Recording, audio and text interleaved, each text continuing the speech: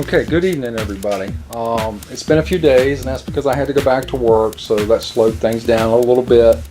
But I should be able to finish this up with nights and weekends, and it shouldn't take much longer, actually. We got really far in the week I had on vacation. We're on to the wingtip itself. Just a little background. The wingtip is, once again, this entire wing is based on a 10-degree dihedral. So we got 10 degrees at the wings themselves from the center panel and 10 degrees at the tip. So to get to 10 degrees at the tip, what the manufacturer has done is they have ground the spar down 10 degrees.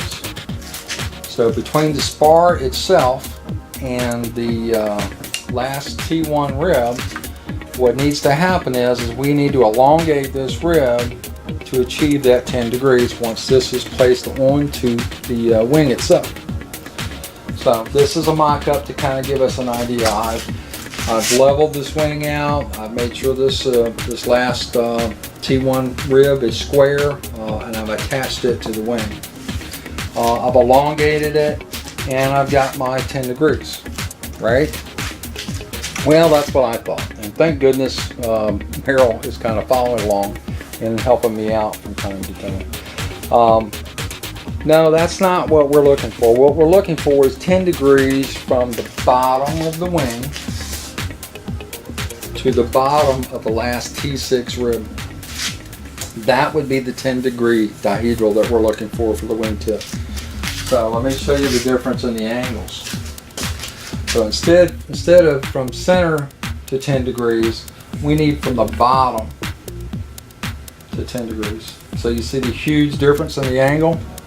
So that's the deflection I need to achieve with that spar before I actually start gluing this wing section together, or this tip together. Some of the things you need to know about the tip itself is the carbon spar, or the carbon trailing edge, needs to go all the way out to the very end of the wing. Okay. You also need to know that the ribs themselves are staying straight. These do not have a dihedral at all in it. But when you glue this last T1 rib, you're gonna build this straight. But when you glue this last rib in, you're going to leave that last rib just tacked into place. So you build it, you leave the last rib, the T1 rib tacked, and then when you go to add that to the wing, you're going to break those tacks, break that tack glue off just enough so you can raise it up to get the dihedral that we're looking for, which is basically 2 inches off that rib, and then you're going to re-tack it back down. Then that's going to give you the correct angle. You're going to make sure, then at that point you can do the gluing up and the epoxying and getting everything flush and straight with the correct deflection.